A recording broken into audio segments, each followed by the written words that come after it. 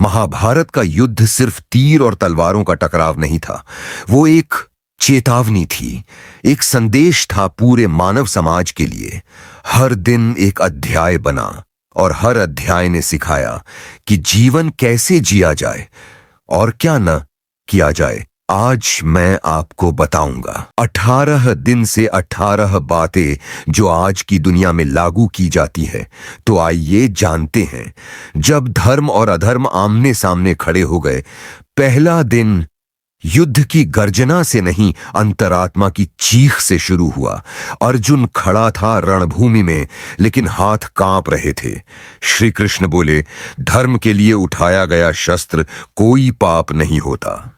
सीख, जब अन्याय बढ़े और सच कुचला जाए, तब चुप रहना सबसे बड़ा पाप होता है। दूसरा दिन, कर्तव्य से पीछे हटने की कीमत आत्मा चुकाती है। दूसरे दिन अर्जुन ने पहली बार धनुष उठाया। मन में अभी भी संशय था, लेकिन कृष्ण ने कहा, तू केवल निमित्त है, कर्म कर, फल की चिंता मत कर। सीख, जीवन में हमारा कार्य है कर्म करना, भाग्य नहीं गढ़ना। तीसरा दिन, रणनीति के बिना शक्ति केवल एक भ्रम है। कौरवों की विशाल सेना, हाथी, घोड़े, रथ, लेकिन बिना नेतृत्व के। भीम, नकुल, सहदेव कम संख्या में थे, पर योजना में प्रखर। सीख, जीवन में शक्ति से ज्यादा जरूरी है सही दिशा में सोच। चौथा दिन, कर्म का फल निश्चित है। जो जैसे बोएगा वैसा ही काटेगा, ये दिन सिद्ध कर गया। अंधे विश्वास, झूठे वचन और दुराग्रह सबके सामने आने लगे। सीख, जीवन में किया गया हर कर्म एक दिन लौट कर आता है जी, कभी आशीर्वाद बनकर, कभी श्राप बनकर। पांचवा दिन, अहंकार की चादर में लिपटा महानता भी हार जाता है। भीष्म पितामह एक प्रतीक थे त्याग और निष्ठा के, लेकिन वे सत्य की जगह वचन से बंधे रहे। सीख, जब विवेक मर जाता है, तब वचन भी अधर्म बन जाता है। छठा दिन, सच्चाई की राह अकेली होती है, लेकिन अंततः जीत उसी की होती है। पांडवों के पास न धन था, न बड़ी सेना, पर उनके पास धर्म था। कौरवों के पास सब कुछ था सिवाय सच्चाई के। सीख, भीड़ हमेशा सही नहीं होती, अकेला खड़ा सत्य ही अंत में जीतता है। सातवें, मोह सबसे बड़ा शत्रु है जो विवेक को निगल जाता है। गुरु द्रोण, कर्ण, भीष्म सबने मोह के कारण सही को गलत में बदल दिया। सीख, जो मोह में डूबा है वह सत्य को कभी स्वीकार नहीं कर सकता। आठवां दिन, त्याग तब तक पुण्य नहीं जब तक वह धर्म के साथ हो। भीष्म ने जीवन भर ब्रह्मचर्य का पालन किया, पर अधर्म के पक्ष में खड़े हुए। सीख, बिना विवेक के किया गया त्याग कभी कभी सबसे बड़ा पाप बन जाता है। नौवां दिन, जब नेतृत्व भ्रमित होता है, तब पूरी सेना दिशाहीन हो जाती है। दुर्योधन स्वयं को श्रेष्ठ मानता रहा, पर एक भी सच्चा निर्णय ना ले सका। सीख, एक नेता का अहंकार पूरे दल को गर्त में ले जा सकता है।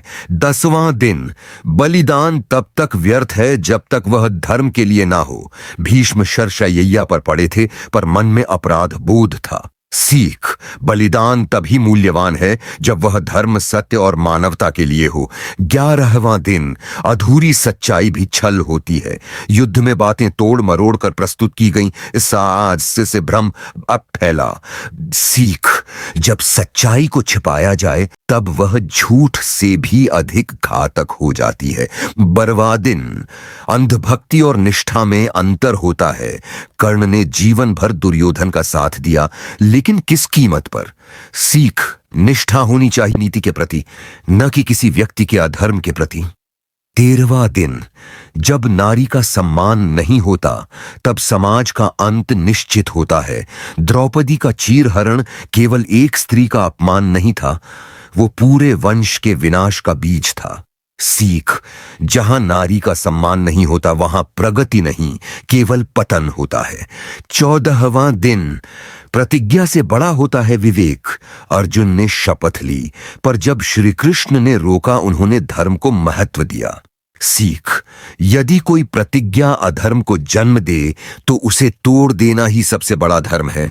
गुरु वही जो ज्ञान के साथ सत्य भी सिखाए। 15वां दिन। द्रोणाचार्य की मृत्यु एक त्रासदी थी, एक गुरु जो मोह से हार गया। सीख, ज्ञान भी व्यर्थ है अगर उसमें सत्य और वीर प्रकाश न हो। 16वां दिन। समाधान हमेशा युद्ध से पहले ढूंढना चाहिए।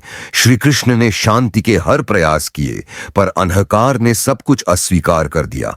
सीख, जब अहंकार बढ़ता है तब विनाश का आरंभ। 17वां दिन। सच्चाई को जितना छुपाओ वो उतनी ही ताकत से लौटती है। कर्ण की जन्म की सच्चाई सब जानते थे, पर देर से सामने आई। सीख, जीवन में सच्चाई को दबाने की कोशिश मत करो, वह समय आने पर भयंकर रूप लेती है। 18वें दिन।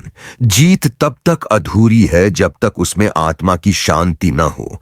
पांडवों ने युद्ध तो जीत लिया पर खो दिया अपना सब कुछ। भाई, पुत्र, गुरु, रिश्ते सब राख में बदल गए।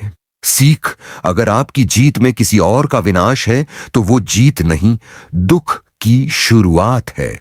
महाभारत का युद्ध तो 18 दिन चला, पर जो पाठ उसने दिए वो सदियों तक चलते रहेंगे। हर दिन एक दर्पण है और सवाल सिर्फ एक है, क्या हमने उस दर्पण में झांककर खुद को देखा? आज की वीडियो में बस इतना ही मिलाते हैं। वीडियो में तब तक के लिए जय श्री श्याम।